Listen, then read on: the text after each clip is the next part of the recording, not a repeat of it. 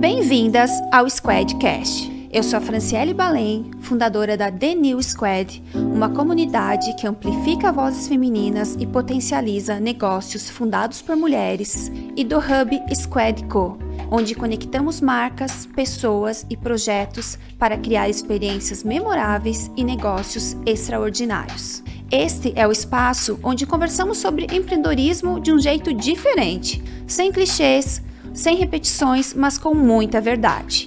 Aqui vamos falar sobre desafios, estratégias e as viradas de chave que fizeram a diferença na trajetória de grandes empreendedoras.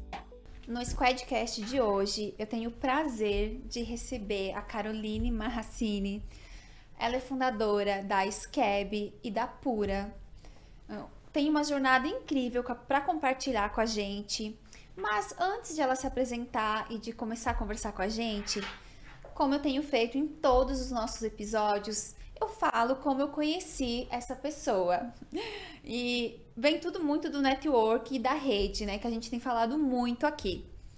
A Carol foi indicada pela Leilane da Cansei Vendi para ir num dos nossos eventos, né? A The New Squad, ela faz várias ativações, eventos com mulheres. A Carol esteve conosco, estava gravidíssima. É gigante. Maravilhosa. E depois, né, nós fomos construindo uma relação. Estive com a Carol no palco do Gramado Summit, né, que é outra ação que a gente tem de levar outras mulheres que empreendem para falarem, né, dos seus negócios, né, principalmente porque a gente, né, tem essa ousadia de criar nossos negócios e ir em frente, né, Carol? Sim. Bem-vinda!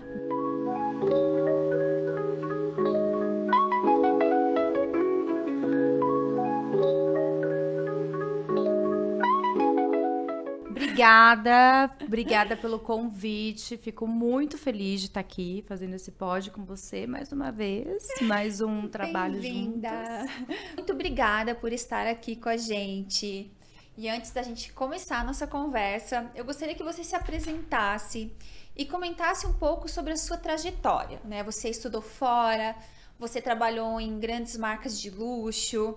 Sim. E aí sua família já empreendia, já tinha negócios. Como que foi essa sua trajetória para o empreendedorismo? Bom, mais uma vez, obrigada pelo convite. Estou muito feliz de estar aqui fazendo esse pod com mulheres maravilhosas. E, bom, é o que você falou um pouquinho, né? Eu morei fora há muitos anos, eu comecei, né, a minha vida acadêmica, né, como universitária lá na Buckingham University. Eu fiz International Business, comecei na Faculdade Britânica em Londres, depois eu me transferi para Roma, que tinha um campus na Itália, e eu sempre tive essa vontade de morar na Itália, porque eu tinha vontade também de me especializar em mercado de luxo, e eu entendia que ali o mercado era mais atrativo. Exato. E aí eu me formei na faculdade e eu tive o meu primeiro trabalho na Valentino, na direção criativa do Valentino. Eu fui assistente pessoal dos diretores criativos e foi meu primeiro emprego aos 20 anos. Então, foi muito bacana. E depois eu entendi que eu tinha que me especializar. E eu não tinha essa oportunidade, porque no final eu trabalhava muitas horas. Uhum. E também já estava muito tempo fora do país. E queria voltar para o Brasil. Fazer outros cursos. E, de repente, até mudar um pouco de mercado. Porque o mercado da moda é um mercado maravilhoso. Mas eu não me enxergava ali naquele mercado, né? Acabei vindo para o Brasil, vim com a operação, trabalhei 3 meses na operação e me desliguei, porque eu entendi que aquilo também não era para mim. E tive uma passagem pela Vivara, trabalhei no marketing da Vivara, foi uma escola muito bacana. E aí eu recebi uma proposta da empresa familiar, que a minha família tem um grupo de empresas pet, né? E a gente está inserido nessa indústria já há muitos anos.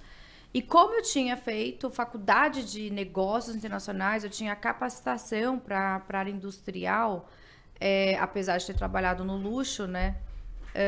Eu tinha todo um perfil para atuar nesse segmento. E aí eu pensei muito, eu relutei no começo. Porque às vezes tem uma barreira, assim, vou trabalhar, né, nos negócios da família. Exatamente, eu tinha muito medo. Né, existe aquele medo porque há uma relação ali muito pessoal, né? E será que isso vai dar certo? Então, conta pra gente como que foi essa experiência. Então, na realidade, eu acho que o que mudou muito foi o fato de eu ter passado por outras empresas antes de entrar na empresa familiar.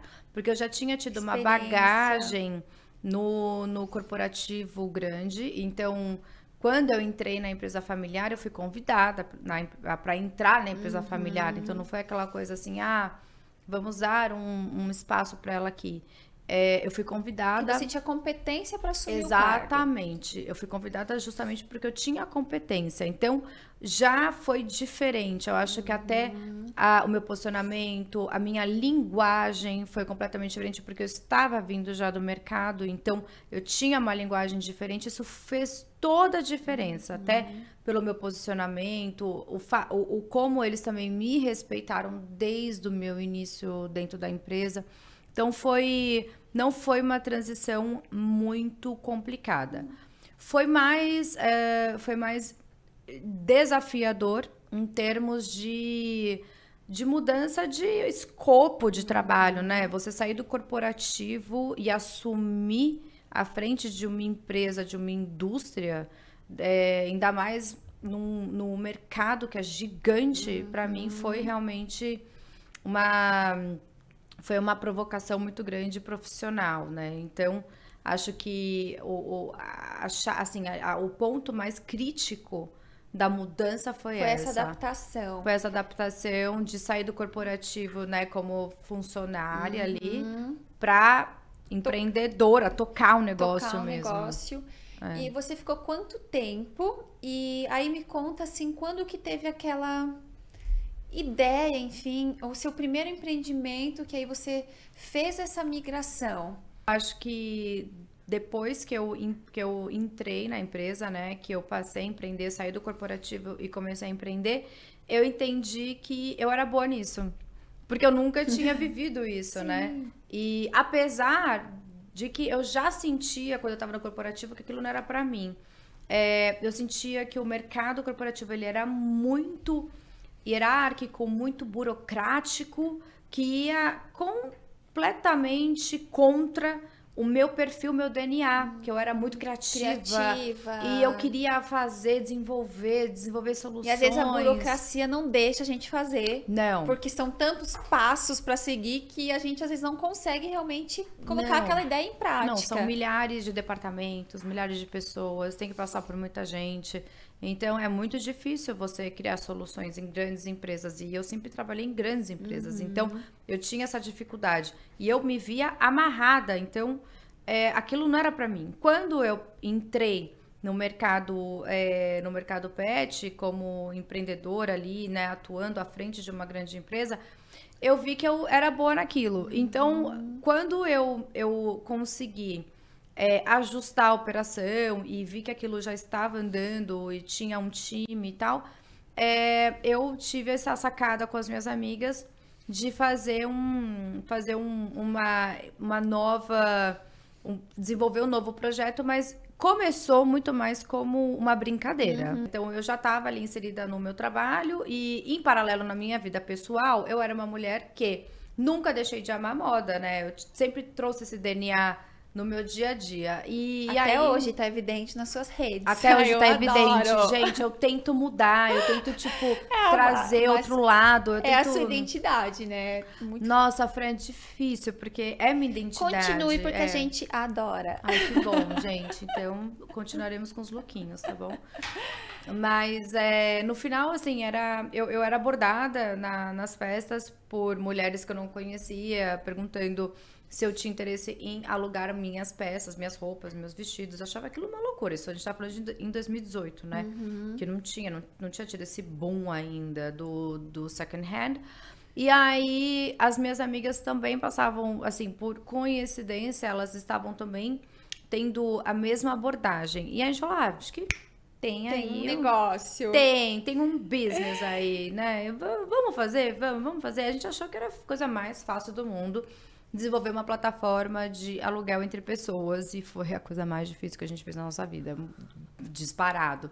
E aí no final deu super certo, a gente lançou, né, entre trancos e barrancos, a gente lançou e a Skeb virou um marketplace de aluguel, hoje é aluguel e vendas de peças de roupa entre mulheres. E é um projeto muito legal, mas começou mesmo como uma brincadeira. Legal.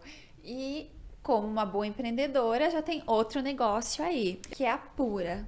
Eu gostaria que você comentasse um pouco sobre isso, que é um setor, né, totalmente diferente do que eu acho que você estava acostumada a trabalhar. E da onde que você teve esse insight? Porque você está entrando no mercado, né, que tem muitos produtos, vamos falar de produtos de limpeza, né, que, né, a gente usa, enfim, no dia a dia da nossa casa. Sim. Conta pra gente um pouco, para começar, como que foi esse insight de criar a Pura e fale um pouco dela, que eu acho também um super negócio. Bom, então assim, só para contextualizar, né, porque as pessoas às vezes ficam meio perdidas. Eu acabei, eu sigo ainda no board da empresa ali, da fábrica Pet. E no paralelo, assim, eu tenho ainda o business da Skeb, que era uma brincadeira. Mas a Pura, na verdade, ela sempre foi o meu maior sonho da vida. Então, você me pergunta assim, Carol, quando você assumiu o mercado pet, era o seu sonho? Não, não era. A Skeb era o seu sonho? Também não era. Na verdade, foi assim, eram negócios que eu desenvolvi que deram certo, que foi legal. Mas assim, qual que era o meu maior sonho? Qual que era a cadeira que eu queria sentar? Eu sempre fui uma mulher que sempre tive muito mão boa para desenvolver produtos. E por isso que eu me dei tão bem também no mercado pet, porque eu entendo de desenvolvimento, indústria, pesquisa. de indústria, de desenvolvimento de produto, de formulação, sempre amei isso. E uniu também com com o amor que eu tenho por casa e limpeza. Eu sempre fui a louca da limpeza. Inclusive, eu tenho um toque grave, sério, que a minha mãe, que é psicóloga, sempre falou que eu tinha que tratar. E aí, eu tenho esse toque com limpeza, com organização, com casa. E o background industrial uniu, né, as duas forças. E aí, na pandemia, que foi o grande estalo, né, foi a virada de chave, eu estava ali na pandemia, todo mundo doido em casa, né, todo mundo com toque de limpeza por conta do vírus. E eu tinha acabado de conhecer o meu marido e a gente tava com um coelho em casa, não sei porquê. E eu falava assim, gente, o cheiro do coelho é um absurdo, né? E aí eu ia limpar o lugar do coelho e eu falava, meu Deus, se eu passar esse produto eu vou matar o coelho. E aí se eu passar só água não vai resolver o cheiro do coelho. E aí eu olhava para aquele monte de produto de limpeza e falava assim, mas nada disso resolve. E ao mesmo tempo, estando em casa o tempo todo, eu falava assim, nossa, mas eu preciso disso para limpar a casa. Mas gente, nessa altura do basquete a gente precisa de tanto produto de limpeza, não é possível. Daí eu falei, aí você teve um insight. Falta um produto. E a minha sócia, Amanda, que vem do mercado, uma super executiva de mercado, ela também já tinha tido essa provocação, né? Ela morou muitos anos nos Estados Unidos, ela falava assim, não entendo como economias tão avançadas têm produtos maravilhosos, né? A gente estava assistindo o boom da Honest nos Estados Unidos, com a Jessica Alba à frente. A gente vendo tantas empresas incríveis de produto surgindo, e o Brasil, zero. Né? A gente tem o nicho ali dos produtos super eco ou os convencionais e nada no meio do caminho para resolver os problemas todos, né? Eu falei, bora fazer.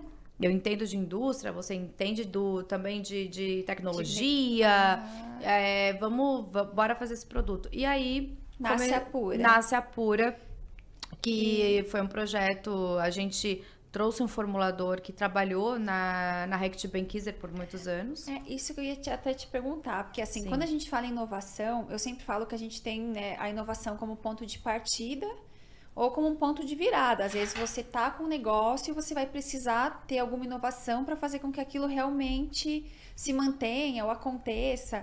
Mas quando você entra como inovação no início, existe um time que às vezes o empreendedor não entende, porque você, no caso da Pura, existe pesquisa e desenvolvimento. Sim. E até uma educação do consumidor, né? Sim. Né? Fazer com que aquele consumidor entenda que, ele vai ter um produto que vai resolver seus problemas. Sim.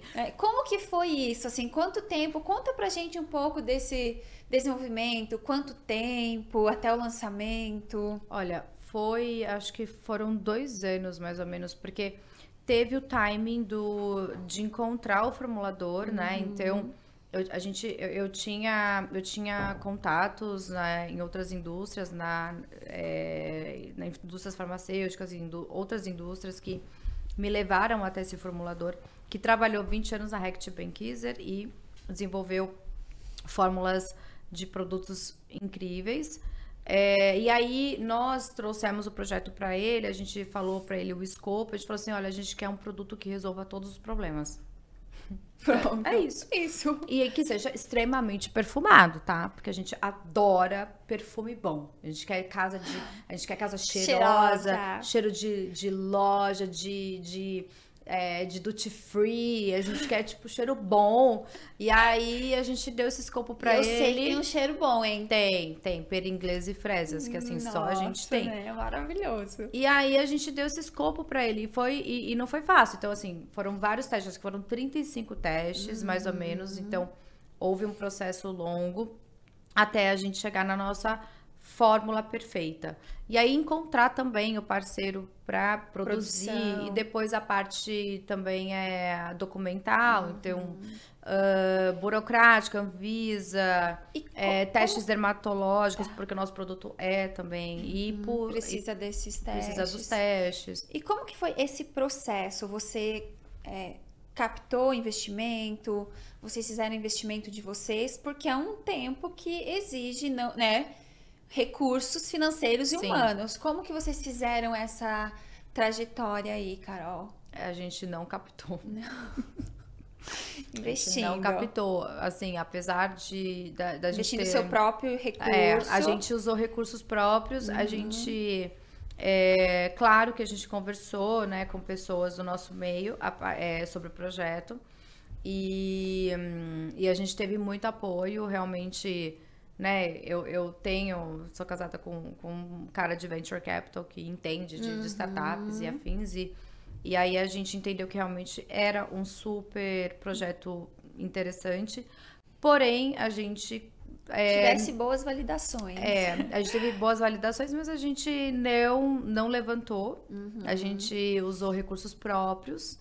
Ambas tinham condições de investir no projeto. E no início foi dessa forma, assim, a gente...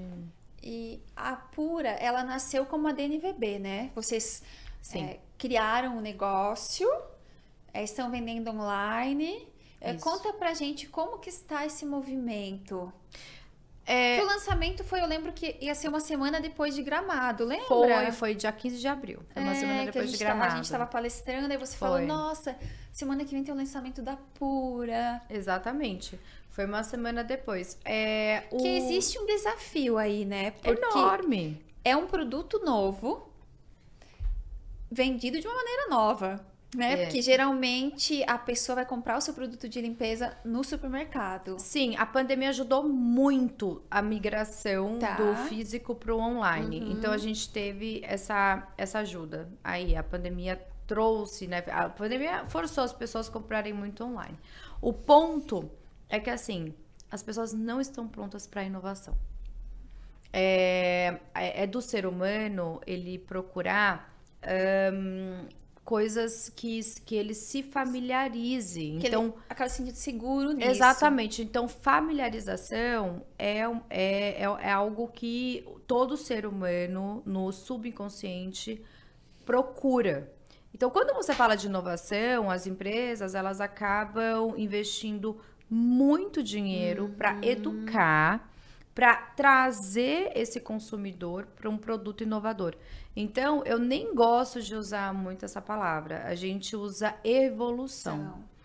Porque no contexto geral, o nosso produto, ele é a evolução do multiuso convencional. Porque a inovação realmente ela exige muita educação. Ela exige, tem um time, Tem, né? tem um Tem time. até que a Isso. gente sabe do tablet, né? Então, o tablet ele foi lançado muito antes. E as pessoas não estavam preparadas para aquilo. Então, a inovação às vezes tem isso, né? Sim. Vai ter realmente um time que eu falo, que é essa educação, que o consumidor está preparado. E aí vocês, então, como estratégia de marketing, vocês, né, já, entenderam isso. E aí também, né, estão usando essa evolução até para se aproximar dos clientes. Exatamente. A gente fala que o pura multiuso, ele é a evolução do multiuso convencional. Por quê?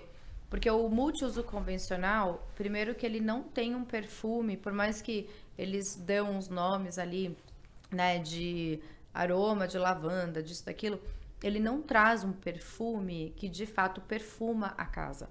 Ele também, na sua maioria, não tem uma fórmula que seja tão segura. Geralmente, os multiusos convencionais, eles carregam uma quantidade química muito alta. O pura multiuso, não. A fórmula dele é mais segura. E no contexto geral do multiuso convencional, as pessoas não utilizam como multiuso geral para casa. Então é muito difícil você ver uma pessoa jogar um multiuso num vidro, porque a gente tem vários produtos lá, né? Tem, aí se a pessoa não usa o multiuso no vidro, ela compra um Vidrex. Uhum. Às vezes, assim, quando tem pet na casa ou criança, a pessoa derrubou ali uma coisa gordurosa no chão, ela não vai jogar o multiuso, porque como o cheiro é um pouco mais forte, fica com medo de alguém, né, se machucar. Então, o multiuso convencional, ele perde o papel de multi. Uhum. Então, a gente trouxe a evolução dele e desenvolveu o multi de verdade. Que pode realmente suprir todas as superfícies, todas as necessidades da casa. E hoje, qual que é o canal de vendas de vocês? Vocês estão... como essa, né? Foi criado meio que como uma DNVB, né? Uma Sim. marca nativa digital. Sim. Vocês já estão pensando, porque é um negócio muito novo, né? É muito novo, a gente vai fazer um ano. É um bebê, né? Vai fazer um ano. Como que vocês estão vendo, tipo, estão pensando em novos canais? Tem alguma estratégia? Temos estratégia, sim. A gente, agora, a gente começou a vender na Rappi e no Mercado Livre. Então, a gente está aumentando nossos canais digitais, né, por enquanto. E em breve a gente vai para o físico também. A gente pretende, sim, ir para os canais de venda físico. Convencionais. Os convencionais, porque... autosserviço, né? E às vezes o cliente vai encontrar no convencional e depois vai para a plataforma digital, né? Pode ser uma estratégia. Sim, eu acho que o importante é primeiro, como é um produto novo, a gente precisa ganhar massa crítica para poder ir também para o físico. E evoluir, né, esse crescimento. Então, certeza. A gente, assim, no começo, faz um ano que a gente lançou a marca, a gente ficou bastante só na nossa plataforma mesmo, e agora a gente já expandiu o Rappi, Mercado Livre, vamos entrar em outros canais também, e em breve, autosserviço. E acho que isso é um aprendizado, né, a nossa jornada empreendedora entre erros e acertos, é a gente ter essa coragem e ousadia, né, de sempre continuar, dar o próximo passo. E, bom, falando sobre isso, até gostaria se você conseguisse passar aqui para nós algo que, por exemplo, alguém tivesse te dado uma dica antes de algum dos seus negócios, assim, que poderia ter sido uma dica, nossa, iria me ajudar no caminho. O que seria? Olha... Se eu tivesse escutado essa frase, comece pela fechadura e não pela chave, eu acho que teria mudado muita coisa. Porque você tem ali um projeto, você tem um sonho e você acha que aquele sonho, aquele projeto vai revolucionar e resolver a vida de todo mundo. Mas isso não é uma verdade, né? Você cria a necessidade nas pessoas de ter o seu produto. Então, não adianta nada você desenvolver a chave para depois enfiar na fechadura. Quando você desenvolve primeiro essa fechadura, que é principalmente entender o seu público-alvo, que isso para mim, assim, isso é o turning point. Com certeza, é muito mais fácil você criar essa chave. Porque aí você não perde muito tempo com a comunicação, com os canais que você vai trabalhar. É um problema real. Tu tá entendendo realmente o seu público, né? O público, conversando, entendendo. Você conversa, você fala a linguagem do seu público. Então, é muito normal as pessoas, as empresas patinarem um pouco no começo. E eu acho que é isso que você falou, assim. Eu acho que não é todo mundo que empreende, porque não é todo mundo que aguenta o tranco, também sendo bem sincera, né? E eu acho que existe realmente, né, esse time, e a gente tem também um sonho, que nem você falou.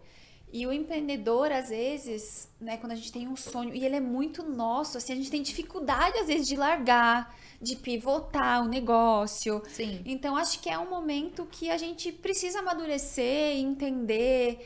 Então, eu acho também importante a gente ter, que nem tu falou, a gente ter suporte, porque às vezes a gente tá tão imersivo nisso, e esse sonho é tão grande que às vezes a gente não consegue enxergar algumas coisas Sim. que um outro traz. Sim. E eu também queria trazer já uma pergunta aqui, que eu até trouxe nos outros episódios, que a gente vive hoje também, né? A internet, ela traz muitas informações, né? O que é maravilhoso, né? Por exemplo, acredito que quando você estudava lá na Itália, o que acontecia de moda não era como chegar hoje aqui. Hoje a gente acompanha tudo ao vivo, Sim. né? Muito rápido.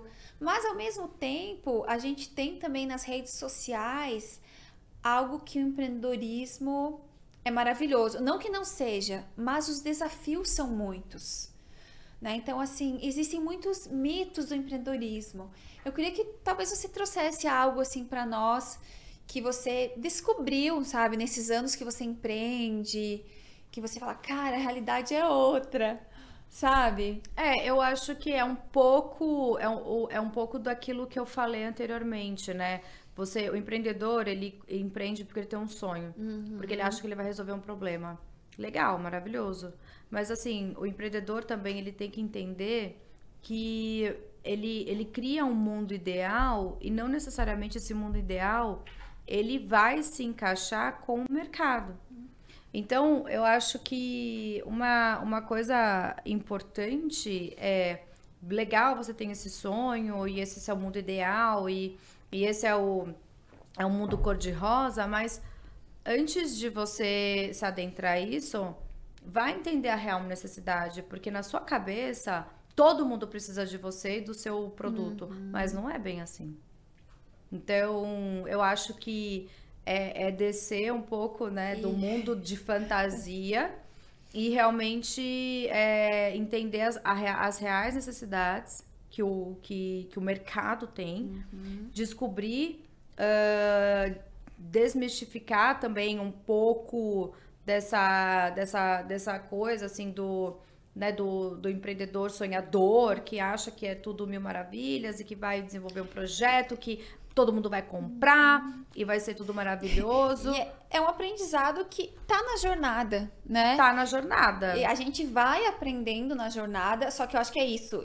Assim, acho que a gente já empreende porque a gente não é ali um ser muito comum, né? A gente tem esse sonho, a gente arrisca, a gente tem muita coragem. Mas também a gente precisa de algo que nos dê um suporte para esse momento, né? Eu estava até comentando com a Lê aqui, a gente tá sempre resolvendo coisas. E como que você cuida da sua mente, né? Por exemplo, algo que eu entendi no decorrer dessa jornada empreendedora, que, se a nossa mente não tá boa, nada vai tá bom, né? Não. Como que você, Ká, faz isso, assim? Você tem um hobby, você tem aquele momento... esse momento é meu, eu me desligo. Hoje você tem o seu filho também. Como que você faz tudo isso e mantém aí o seu negócio, né? Um negócio super novo que tá ainda sendo desbravado? Fran, então, sendo muito sincera com você, eu não tenho, assim, hoje, isso é uma coisa que eu me cobro, que eu fico me perguntando o tempo inteiro, poxa, eu não tenho um hobby hoje.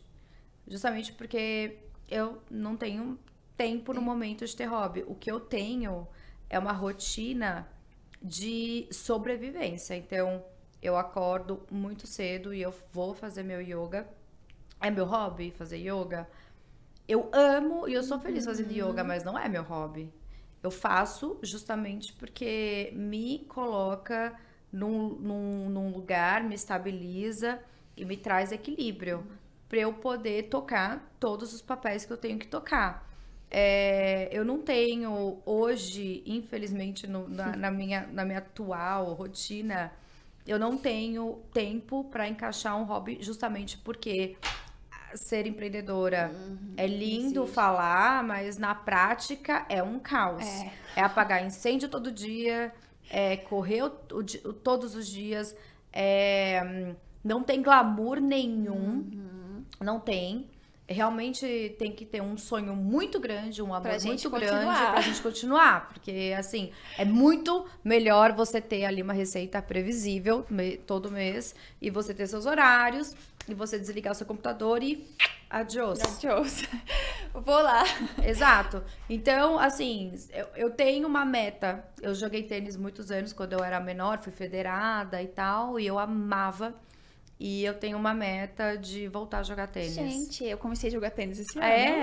Então, é uma meta que eu tenho. Gente, eu falei, gente, mas assim, começar a jogar tênis depois dos 30, você jogou na amiga. Amiga, eu vou te falar. Não é fácil, mas eu tô lá. E eu falei, eu tava numa fase, eu tô contando, na 13ª aula. Eu tô contando. E eu tava naquela fase que, assim, de não desistir. Porque eu achei um dos esportes mais difíceis, mas a paixão é viciante. É viciante. Então, aí eu comprei a raquete, que não é barata. Eu falei, agora vai. Agora vai. E aí, gente, amanhã eu tô indo pra amanhã. Opa, amanhã não posso falar, né? E aí já tô assistindo torneios. E eu acredito que eu encontrei no tênis um hobby. Então, eu consigo me desligar nesse momento. Por mais que o tênis exige muito, né? Cara, é você contra você mesmo. Sim. É muita cabeça, né? Mente, é muita técnica. Mas, gente, eu me sinto muito bem. E aí eu falo, gente, então agora a gente vai montar um squad de tenistas, hein? A Monique também joga. A gente já tem várias. Então pronto. Assim, eu preciso voltar. Eu vou te incentivar, então. Então, eu ainda não consegui nem marcar uma aula, tipo, experimental. Eu joguei muitos anos atrás, faz anos que eu não pego uma raquete. Sei lá, 17 anos. Mas eu tenho como objetivo esse ano voltar a jogar tênis. Ai, adorei. Mas ainda não tive o luxo de conseguir um tempo na agenda. Então... No final de semana, então, eu vou te convidar. Deixa eu fazer mais umas aulas, que eu ainda tô muito iniciante. Não, é melhor você não fazer, porque faz 17 anos que eu pego numa raquete, então não vou citar uma bolinha. Aí a gente vai... Fica tranquila. A gente vai começar a fazer o torneio aí do squad. Um Fechado. Torneio de tênis. Ó, empreendedor é assim, né? Empreendedora... Já começa a pensar em negócio. O torneio do squad. Eu tô dentro, pode me pôr. Maravilhosa. Agora, deixa eu... Assim, algo que... É muito importante o networking, conexões, né? Que eu acho que assim, a gente acaba construindo uma rede, né? Que se ajuda. Eu tava falando de Scalê também, né? Da importância desse apoio das mulheres, né? Quem tem filho, né? Às vezes é uma troca, a gente tem um suporte.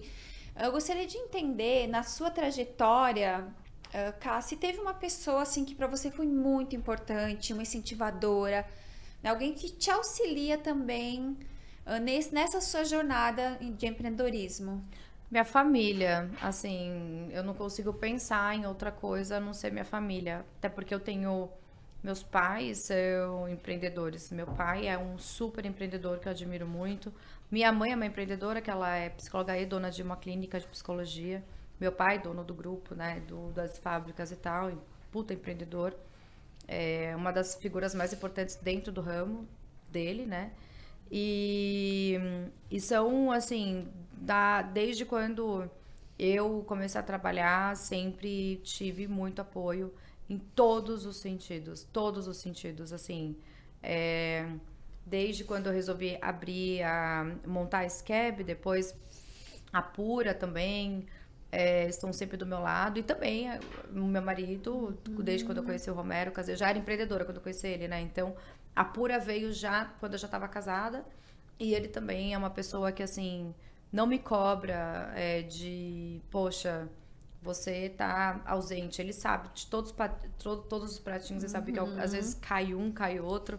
Mas ele fala, não, fica tranquila, vai lá, que eu seguro aqui. Então, acho que, assim, a minha família eu acho realmente... porque a gente tem esses momentos, né, Kai? Eu também, tipo, hoje a minha mãe empreende com a minha cunhada, então as pessoas conseguem entender o que a gente tá passando, né? Sim. E é também um suporte pra mim, assim, eu acho que é muito importante, porque tem dias que realmente, tem aquele dia que, olha, a gente, né, pensa, e agora? Né? Eu acho que ter esse suporte faz toda a diferença. Faz toda a diferença, E eu falo sempre muito, assim, né, todo mundo que tá vindo aqui no Squadcast, de alguma maneira, né, foi... ou uma conexão em um evento, ou alguém da própria The New Squad que indicou. Então, a gente acaba se conectando e até fazendo negócios, né? Algumas pessoas a gente incentiva, faz negócios juntas, né? O que é muito importante. E são mulheres que eu admiro muito. E para finalizar aqui o nosso Squadcast, eu gostaria de fazer uma pergunta. Se você pudesse tomar café com qualquer empreendedora do Brasil ou do mundo, com quem você sentaria tomar esse café e por quê? Eu acho que se eu pudesse escolher uma pessoa, eu escolheria a Oprah. Uau! Eu acho que, assim, eu tive amigas que entrevistaram ela eu tive uma amiga que entrevistou ela quando ela veio ano passado. No evento da XP. Sim, e ela... Eu sempre achei a trajetória dela incrível, enquanto, né, empreendedora, filantrópica, tudo. Apresentadora, a história dela é muito forte e como ela conseguiu dar a volta por cima, né?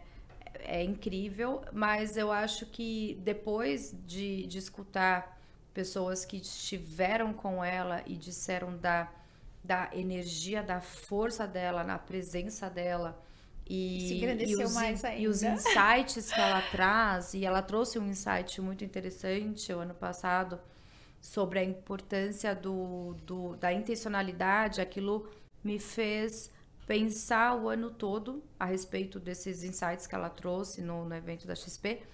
E aí aquilo me deu, assim, uma vontade de, nossa, adoraria um dia sentar com a Oprah e bater um papo e tomar um café. Gente, então, com certeza. Vamos fazer um corte, um take disso.